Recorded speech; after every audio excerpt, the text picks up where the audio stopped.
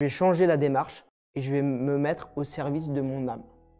Me mettre au service de mon âme, c'est déjà regarder dans ma réalité, qu'est-ce que je vibre. Ce que je vibre, je le vois dans ma vie, c'est moi. À partir de là, je vais pouvoir faire des expériences de moi-même, apprendre à me connaître.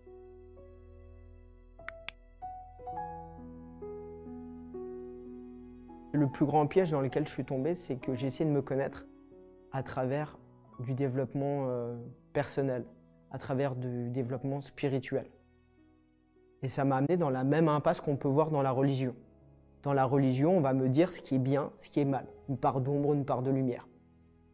Coran, une Bible, la Torah, peu importe. Ou dans la loi, dans notre société, c'est exactement la même chose. On va te donner un bouquin, voilà ce qu'il faut respecter. Dans la spiritualité, c'est la même chose. Voilà ce qu'il faut faire, voilà ce qu'il ne faut pas faire. Il faut être dans l'amour, il faut être dans le partage, il faut être dans toutes ces choses-là. Mais quand je rentre là-dedans, je me rends compte que je suis un être humain. Que je ne suis pas toujours heureux. Parfois, je peux être triste.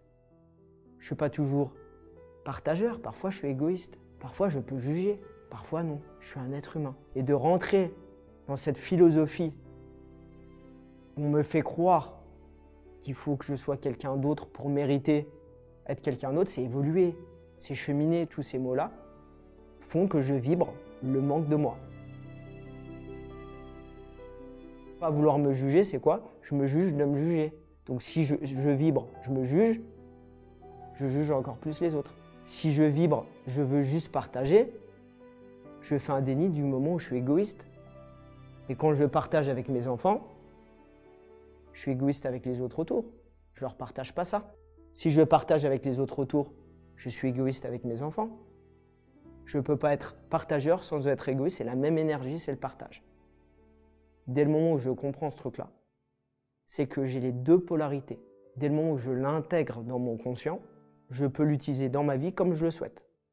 Imaginons qu'on m'appelle le soir pour aider quelqu'un dans sa vie. Carte, je partage. Imaginons que j'ai 5 hernies discales, on m'appelle pour déménager. Carte égoïste. Mon pouvoir, il est là. Dans la société, la perfection, ça va être tout ce qui est agréable. Agréable par la vue, par les sens ou dans le ressenti. Être que heureux, être que dans la joie, que partager, être que dans l'amour, être que riche. Ça va être vraiment ce truc-là.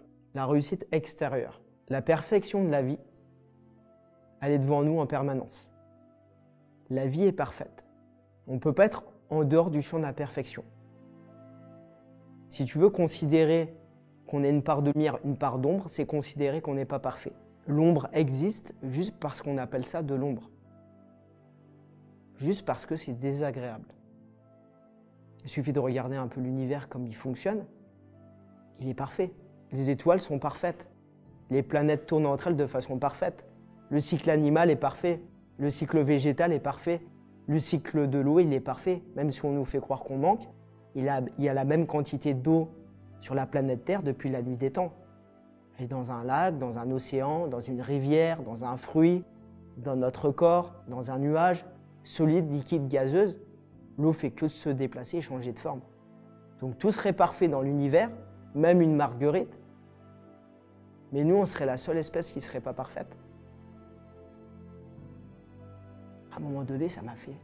Il y a tout mon être qui m'a dit « Merde, non, j'ai plus envie de croire à ce truc-là. J'ai plus envie de croire que l'être humain, il n'est pas parfait. Qu'il est en dehors de la vie. S'il est en dehors de la vie, ça veut dire que je suis en dehors de la vie. Et pourquoi je suis dans la vie si je suis en dehors de la vie ?» Et à partir de là, j'ai compris que je suis dans la vie. Un animal est parfait. Un végétal est parfait. Mon chien est parfait. Je suis parfait aussi. Je vais changer la démarche et je vais me mettre au service de mon âme.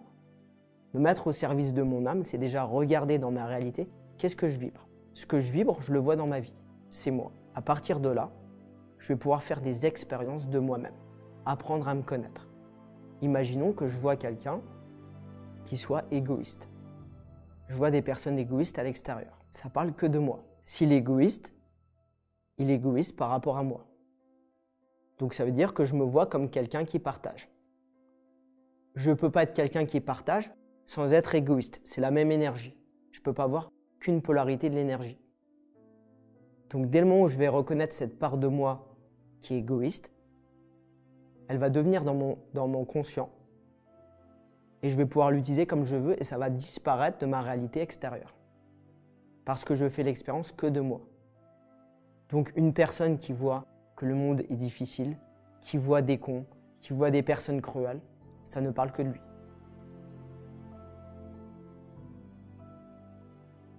On peut avoir des blessures qui viennent de vie antérieure ou qui viennent de notre éducation. C'est nous qui les appelons des blessures. Souvent, c'est nous qui les créons nous-mêmes. Je vais vous donner un exemple. Imaginons que je vais voir un thérapeute qui me dit que j'ai été rejeté. J'ai été rejeté par ma mère. Je vais avoir des preuves factuelles. À 5 ans, j'ai été rejeté par ma mère. Je voulais aller vider le lave-vaisselle. Elle m'a dit « rentre dans ta chambre ». À 10 ans, encore une fois. À 16 ans, j'allais sortir avec des amis. Elle m'a dit « tu vas pas sortir ». Elle me prend pour quelqu'un de pas responsable. Elle me prend pour un gamin. Et je vais collectionner les preuves en 30 ans, 40 ans de ma vie. Et je vais avoir 15 preuves, 15 faits qui vont me prouver que je suis quelqu'un qui a été rejeté par ma mère. Je pourrais prendre aussi 15 événements, comme quoi elle m'a toujours aimé, jamais rejeté. Comme quoi elle se levait le soir, quand je pleurais. Elle me changeait mes couches, elle travaillait pour que je manque de rien. Les deux vont devenir ma réalité, mais ce n'est pas la réalité.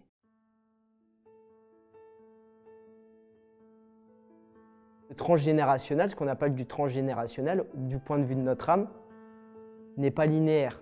Nous vivons plusieurs vies simultanées. On vit peut-être 10 000 ou 100 000 vies en même temps. Parce que le temps ne fait qu'un. Quand on est désincarné, c'est l'unité, le tout, c'est un. Donc comme on fait qu'un, on vit tout en même temps. Donc du point de vue de notre âme, qu'on va vivre quelque chose d'inconfortable, on va pleurer. Dans notre vie, on va se dire non, je veux que ça soit agréable. Mais du point de vue de notre âme, c'est nécessaire. Parce que une vie impacte les autres vies. Combien de fois dans notre vie, on a une difficulté, on a une épreuve qui nous a permis de grandir et de nous fortifier pour les autres épreuves. Du point de vue de notre âme, on s'en fiche d'avoir une épreuve difficile, même de perdre un proche, même d'avoir une maladie. Ça nous permet de nous renforcer dans les 100 000 autres vies qu'on vit simultanément. Donc c'est ce qui se passe au niveau transgénérationnel, mais en réalité, on vit plusieurs vies de façon simultanée, dans le même temps. Le temps n'existe que dans notre incarnation de façon linéaire, dans un monde relatif, mais dans un monde absolu, ça n'existe pas. Donc peu importe ce qui se passe, on s'en fout du transgénérationnel. Là, on est incarné dans notre vie de petit être humain, et notre âme fait le nécessaire pour avoir ce qu'on a besoin, se libérer énergétiquement, d'avoir ces clés énergétiques qu'on a besoin dans nos autres vies. Donc on a juste besoin d'être dans la vie, de l'accepter et de jouer à ce jeu-là dans notre incarnation. Il y a un piège énorme dans notre société, c'est notre culture. Notre culture judéo-chrétienne qu'on a depuis 2000 ans, on nous fait croire qu'on a une part de lumière, une part d'ombre. Donc on va se mettre à combattre cette part d'ombre, à vouloir qu'être une partie de nous et croire par nature qu'on a un problème, qu'on doit évoluer, qu'on doit changer, qu'on doit cacher une partie. On le voit avec la sexualité, mais on le voit aussi avec d'autres parties, comme être dans l'abondance, comme exprimer ses émotions, comme être égoïste, en se choisissant en premier. Toutes ces choses-là nous font croire qu'il y a une part d'ombre, une part de lumière, si tu veux, une charte qu'il faut suivre pour avoir le droit d'être une bonne personne, pour avoir le droit d'être légitime à exister. Ça, c'est le premier piège. Mais ce piège-là, il est également dans notre éducation, on va vivre la même chose. On va vivre selon les règles qui ont été établies par nos parents, qui est la même qui a été établie par leurs parents, et ainsi de suite. Donc c'est là qu'on parle de transgénérationnel. Donc à partir de là, on va vivre les mêmes expériences.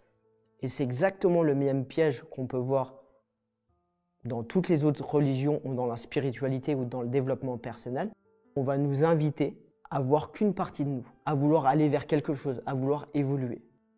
Le but n'est pas d'évoluer, il est de revenir à soi, de faire qu'un. Pour faire qu'un, il faut être qu'une partie, d'accepter qu'on est soi. Il y a beaucoup de personnes qui se disent cette personne a eu beaucoup plus de chance dans sa vie, elle a eu une famille qui l'a aimée, elle n'a pas eu de problème, elle a eu plus d'argent, mais ça on l'a choisi avant de nous incarner, parce qu'on a des choses spécifiques à travailler. Et cette comparaison existe qu'au niveau de notre tête. Au niveau de notre âme, il n'y a pas de comparaison. Notre âme, elle est venue pour vivre des sentiments. Dans cette vie, elle va vivre un sentiment. Dans une autre incarnation, elle va vivre un autre sentiment. Elle va choisir exactement la famille, avec le transgénérationnel, avec les expériences qu'elle a besoin de choisir pour pouvoir se libérer, pour pouvoir apprendre à se connaître. Donc tout est parfait. La problématique, c'est que nous, on essaye de nous comparer. On essaye de comprendre pourquoi certains ont eu plus de chance que d'autres. On essaye de comprendre pourquoi cette personne-là vit ça et pas l'autre. En réalité, chacun crée sa vie. Mais on va se donner des circonstances, des personnages. C'est comme un tableau. On va nous donner des peintures. Bleues, vertes, rouges, jaunes, avec un tableau, avant de s'incarner. Par contre, dans notre incarnation, on a notre libre arbitre. On peut choisir du dessin qu'on fait, de la peinture qu'on fait. On peut même choisir de faire aucune peinture, de laisser le pinceau de côté et de dessiner sur le mur. Ça, c'est notre pouvoir dans notre incarnation. Tout est parfait. C'est pas parce qu'on ne le comprend pas. C'est pas parce qu'on n'a pas la capacité de le comprendre dans notre incarnation. On a oublié en s'incarnant pour une raison. C'est pour qu'on puisse vivre l'incarnation et notre expérience à fond. Parce que si on savait que l'autre, c'est moi en permanence, sans rentrer dans le personnage, ton gamin, c'est toi, ton enfant, c'est toi, ta femme, c'est toi. Va faire l'amour avec toi-même. La fleur, c'est moi. Je ne peux pas sentir le parfum de la fleur dans un monde absolu. Je ne peux pas la contempler. J'ai besoin d'un monde relatif de notre incarnation. Quand tu as ton gamin dans tes bras ou ta femme dans tes bras, dans un monde absolu, tu ne peux pas la voir parce que tu n'es qu'un. Grâce à la relativité, on voit une autre partie de toi, tu peux la prendre dans tes bras et avoir le sentiment. Tu peux la sentir, tu peux la regarder, tu peux sentir la chaleur. C'est ça le pouvoir de l'incarnation, c'est ça sa beauté. Et c'est magnifique. C'est qu'on apprend à découvrir une partie de soi, à s'observer, en oubliant qu'on est ça. C'est ce qui nous permet de jouir de la vie finalement. Et de reprendre la vie comme un jeu. J'apprends à me découvrir, mais je veux oublier en apprenant à me découvrir parfois que c'est moi. J'ai juste envie d'être dans la vie. Chaque expérience, chaque moment de notre vie nous ramène à l'unité au 1. Et le dénominateur comme 1, c'est nous, c'est notre incarnation.